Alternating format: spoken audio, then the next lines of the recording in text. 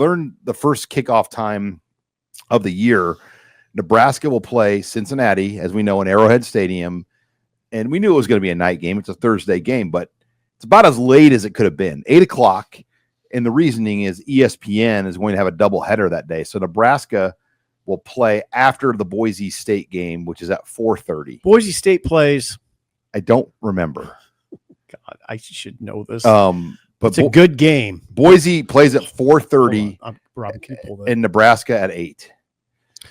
Yeah, I'm looking at the Thursday, August 28th. Looks like, Boise State, South Florida. Oh, at South Florida. I wouldn't call that a good game. Oh, yeah, it's pretty good. South Florida could beat them. South Florida could beat them. Yep. It's a good game. What do you know about South Florida? I know they're in South Florida. Break down the Bulls for us. Well, they've had some struggles there. I know. And they're in South Florida. Yeah, but that'll be a tough game. It's at South Florida. Yes. It'll be tough hot. game. Tough game. There's a lot of games that day, by the way. There's like 20 games on Thursday night. It's weird. Yeah, there's a weird week amount. Week 0 is the new week 1. Well, because the NFL, no, that's not week 0. Oh, week 0 is the week before. Oh, that's Iowa, Farmageddon, and that's Dublin. Iowa State and Kansas State and Ireland. Okay, there's a ton of games that Thursday. But yeah, when the NFL doesn't play that week, college football has to take advantage of the real estate. I mean, that's what it comes down to. They get a free Thursday night. Where if you put like Chiefs Dolphins on Thursday night or Texans Steelers, college football can't compete against that. Nope. And they lose over half or more of their ratings. So this will be a free Thursday night for college football to take over. But 8 o'clock, it's gonna be a late opener, but I think it's good for the fans coming down. I mean, a lot of people can almost work part of the day and still drive down if they wanted to. But you got plenty of time to get down there Thursday. What I'm excited about, and hear me out on this, I think this is going to be the best tailgate scene we've seen for a Nebraska game in a long time. Because normally in Memorial Stadium, you got to be a high booster in terms of priority points to get a good parking spot and have a good tailgate party, or own a business or something like that. Arrowhead Stadium is just a pavement paradise. Mm-hmm. Average Joe fan can pay $20 and park next to the guy that pays $1 million. Have you done that at Chiefs games? Have you tailgated? Yes. There's 3 tiers of parking, and 2 of them are available to buy right now online. There's a red spot and a yellow spot. Okay. And the red spots are a little bit further from the stadium, but in the lot. And the yellow ones are the ones that kind of butt up to the stadium. And it's something like 25 versus like 75, or, like there's a jump up. There's also a platinum lot, which is for the very important people like you. Yeah, the very important people. I would say this.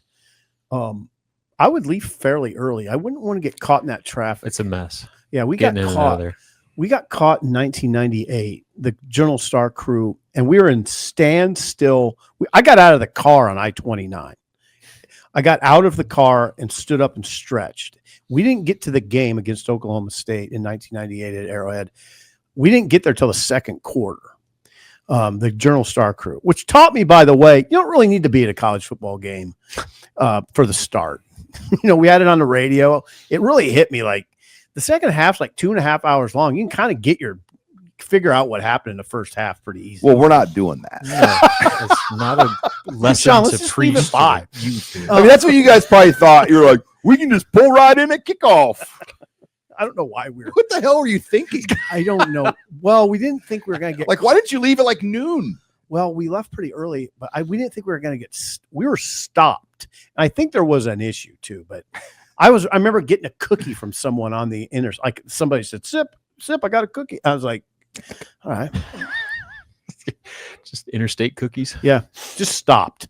Dead stop. But yeah, the tailgating scene at Arrowhead. You're looking forward to that. I mean, that, it's first. Are you got a tailgate?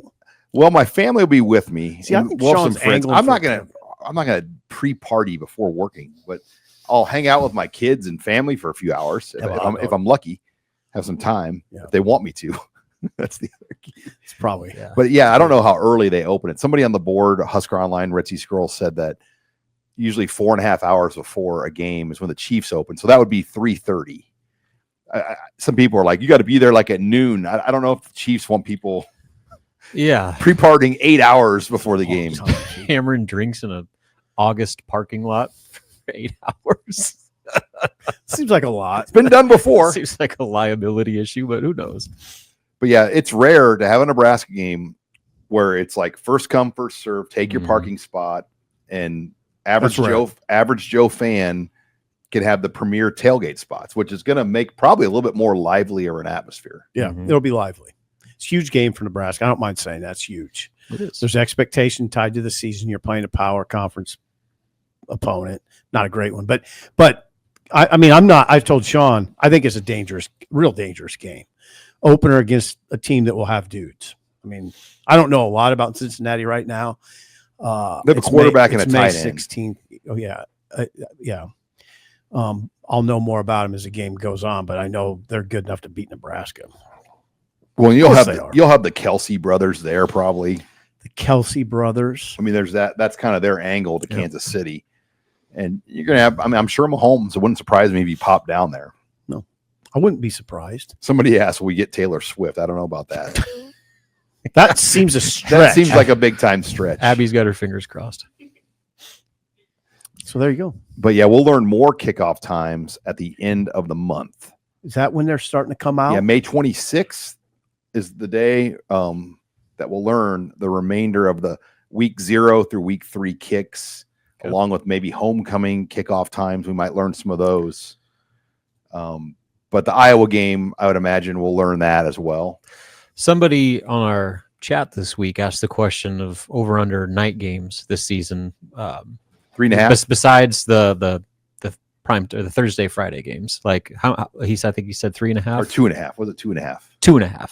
So what do you anticipate? Well, Akron or Houston Christian, one of those two will be a night game. Yeah. And I do think for home games or overall games. Well, they said overall, and then not including the opener, and then whatever the Friday game is this year. One of those California games will be a night game. Yeah, is my guess. UCLA makes a lot of sense. And that might, well, again, that could be a Friday. So that kind of when he asks those questions, it's kind of tricky because like Thursday, Friday, those could all be night games. What about Penn State? No, they won't make Nebraska play a road game at night on a shortened week. That's kind of like an unwritten, and maybe they'll change that, but that had usually been the rule before. Is it, ideally. Now let me take that back though. Nebraska did play at Wisconsin a couple of years ago at night on a short week, so I guess I eat my words. That'd be rugged, but they could. Whoa, they November. could. If they're going to do it to anybody, they'll do it to Nebraska. Please, November. That screams like CBS 2:30 to me. Look at that November.